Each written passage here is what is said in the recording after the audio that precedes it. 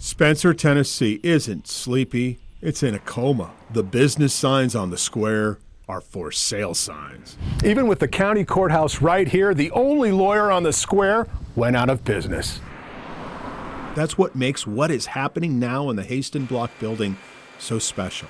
Expellers, mixers, vacuums, sieves, whatchamacallits, and thingamajigs are all part of the city's new chocolate factory. David and Leslie Sink moved their highly regarded Arate Gourmet Chocolate Factory from the Bay Area in California to tiny Spencer. We have about 8 million fewer neighbors out here than we did in San Jose. But they didn't even know we existed. And so we have a lot more friends here than we ever had in the big city.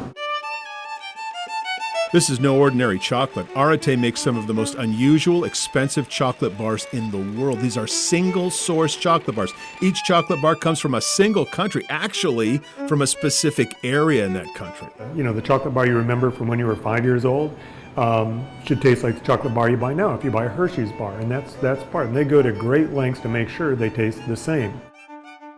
We want people to see how Madagascar chocolate tastes different than a Vietnam chocolate, how that tastes different than a chocolate from India or from Peru or from Brazil. The deep fudgy notes of Fiji. A rainforest cocoa bean that was thought extinct for 100 years, resurrected in the bar from Ecuador. And the winter spice and dried fruit that comes only in the magnificent Ben Tre region of Vietnam. Magic. Yeah, it's beautiful. The Sinks take making chocolate seriously. This might be the only chocolate factory in the world that inspects every bean, every single bean. If there's the slightest imperfection, the bean is sucked right off the production line. They even have a special machine that removes the tiny taproot. That little bitty thing right there is called the germ or the radicle. It looks like a nail.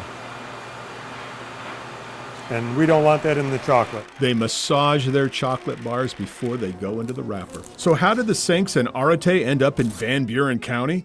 This is not the market for high-end chocolate bars. The most important reason is they are halfway between their grandkids. One in Nashville, one in Knoxville, almost equidistant. That makes sense, but the actual move here was borderline reckless.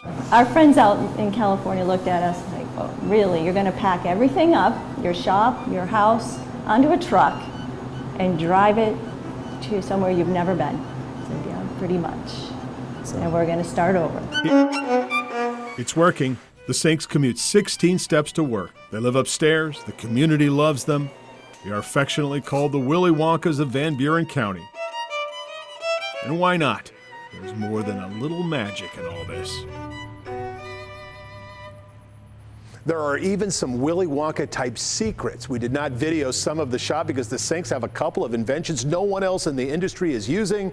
If you would like to know how to get their chocolate, go to our website, fox17.com. I'm Dennis Ferrier, Fox 17 News.